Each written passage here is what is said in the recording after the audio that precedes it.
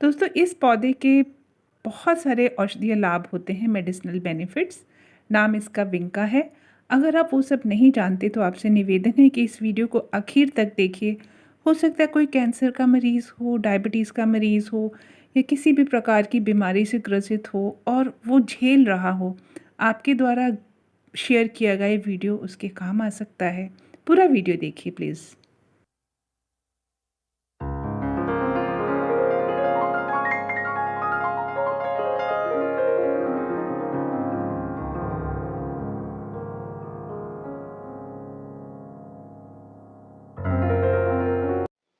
सभी को नमस्ते।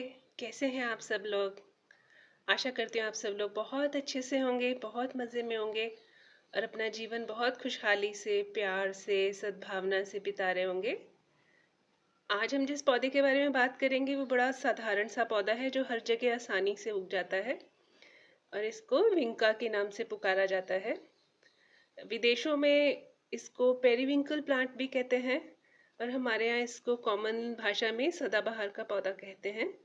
मैंने इसको एक पेंट का डब्बा में उगाया है और नर्सरी से मैं इसको बड़े सस्ते से दामों में लेके आई थी। 2 पौधे थे, ये अच्छे लंबे लंबे थे। फिर उनको मैंने कटिंग्स काट काट के जैसे जैसे वो बढ़ते गए इसी डब्बा में वापस से उन कटिंग्स को उगाती गई और इसी से ये पूरा डब्बा आप देखें भर गया है। पास से दिखाती हूँ, कई कटिंग्स आपको अभी भी दिख रही होंगी। ये जो सामने दिख रही हैं कटिंग्स, इनमें छोटे छोटे पत्ते आ रहे हैं। इस तरह से मैंने ये इसको पूरा डब्बा को भर लिया है। और ये पौधा मुझे इसलिए पसंद है कि इसकी ज़्यादा देखभाल नहीं करनी पड़ती है और इसको कहीं भी लगा दो ये लग जाता है। चाहे इसको ज़मीन में लगा दो, लॉन में लगा दो, पेड़ के नीचे लगा दो, गमले में लगा दो, कोई खाली बोतल हो उसमें लगा दो, तो ये अच्छे से चलता रहता है। और इसको डायरेक्ट सनलाइट में रखो तो थोड़ा पत्ते पीले पड़ जाते हैं। इनडायरेक्ट सनलाइट में ये बहुत अच्छा चलता है और इसकी फ्लावरिंग भी बड़ी अच्छी होती है। और प्रोपेगेशन का बड़ा आसान सा तरीका है, फ्रॉम इट्स कटिंग्स।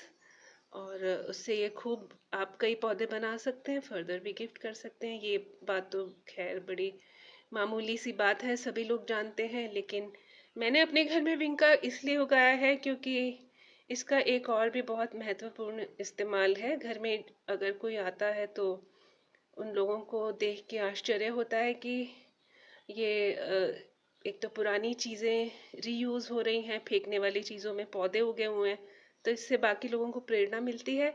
और सबसे बड़ी बात है कि आजकल डायबिटीज़ का रोग बहुत कॉमन हो गया है। जिसे देखो उसे ही डायबिटीज़ है, यहाँ तक कि यंग बच्चों को, यूथ को, 40 साल से कम लोगों को सबको डायबिटीज़ हो रही है। कुछ लोग इंसुलिन ले रहे हैं, कुछ लोग गोलियां खा रहे हैं। तो विंका का जो पौधा है, सदाबहार का पौधा, इसके अंदर एंटी डायबिटिक प्रॉपर्टीज पाई गई हैं। यानी कि ये हाइपोग्लाइसीमिया करता है। Hypo means less, glycaemia means blood में शुगर की मात्रा। तो अब डायबिटीज़ के पेशेंट्स के लिए तो ये बहुत उपयोगी है। और इसको आयुर्वेद के जो डॉक्टर्स होते हैं वो रिकमेंड भी करते हैं। लेकिन मैं आयुर्वेद प्रैक्टिस नहीं करती, मैं सिर्फ इसमें इंटरेस्ट रखती हूँ। तो इसको जनरली डायबिटीज़ के पेशेंट्स को ऐसे सलाह दी जाती है कि 10 पत्ते सदाबहार के पौधे के और 10 उसकी पंखुड़ियाँ, जैसे सामने आपको दिख रही हैं 5 और 5 ये 2, मतलब ये 10 पंखुड़ियाँ हो गई फूल की। इनको 1 लीटर पानी में उबाल के उसको रख लें और इस पानी के को दिन में 3 बार, 4 बार, 5 बार थोड़ा थोड़ा करके पिया जा सकता है। तो और ये तो है इसके काढ़ा की बात कि सदाबहार का पौधे का काढ़ा भी बन जाता है। और इसको हाई बीपी में भी बहुत इस्तेमाल किया जाता है। ये डिसइंफेक्टेंट का भी काम करता है। कहीं पे इन्फेक्शन हो उसको भी ये ट्रीट कर देता है। और सबसे ज़्यादा इसका महत्वपूर्ण इस्तेमाल होता है कैंसर में।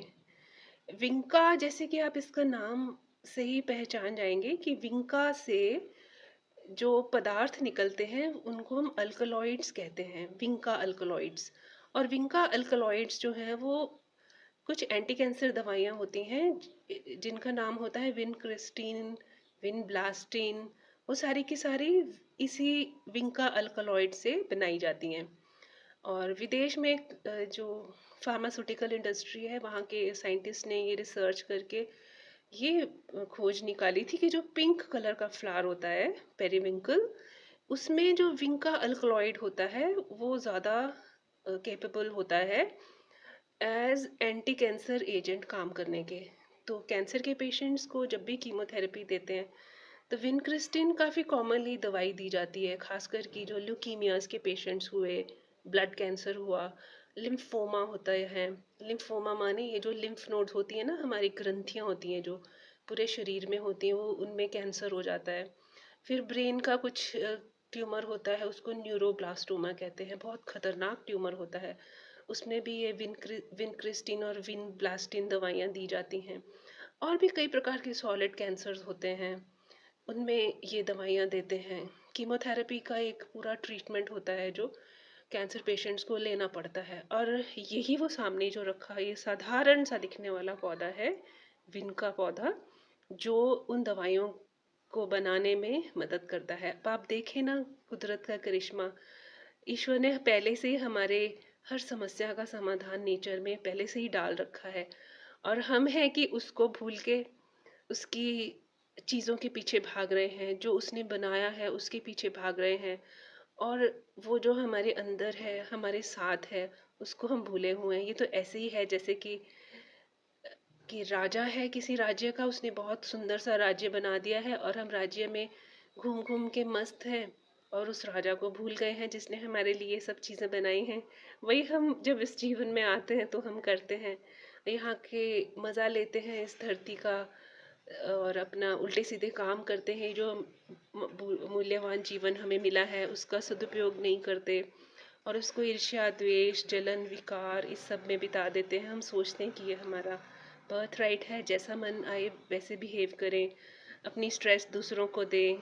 तो ऐसे हम भूल जाते हैं कि हमें वापस भी जाना है। और ये जो आजकल इतना तनाव बढ़ रहा है जिसकी वजह से डायबिटीज़ और हाई बीपी, एंजाइटी, नींद की कमी आदि जो रोग हो रहे हैं, उसके लिए ये प्लांट को इस्तेमाल किया जाता है। मैंने आपको सिर्फ ही बस जानकारी दी है, मैं ये सलाह नहीं देती कि आप जो मैंने कहा है वो पत्ते उबाल उबाल के पीना शुरू कर दें। प्लीज़ ऐसा करने से पहले आप अपने चिकित्सक की राय ज़रूर ले लें।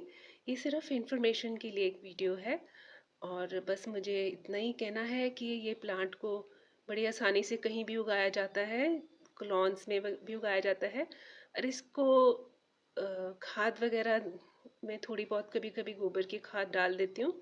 और पानी में इसको वही देती हूँ जो पानी दाल और चावल को धोने के बाद मेरे किचन में इकट्ठा होता है, उसको पौधों में डाल देती हूँ और ये बड़े आसानी से आराम से बढ़ते रहते हैं।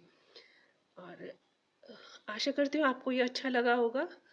और जो रीयूज़, रिसाइकल और रिड्यूस की जो आजकल प्रवृत्ति हमें बनानी चाहिए, मैं भी कोशिश कर रही हूँ, आप भी करेंगे तो अच्छा होगा। तो काफ़ी सारा वेस्टेज हम अपनी धरती से हटा सकते हैं और बाकी फिर से ग्रीन अर्थ और ग्रीन प्लैनेट बनाने में हम सबको प्रयास करना चाहिए।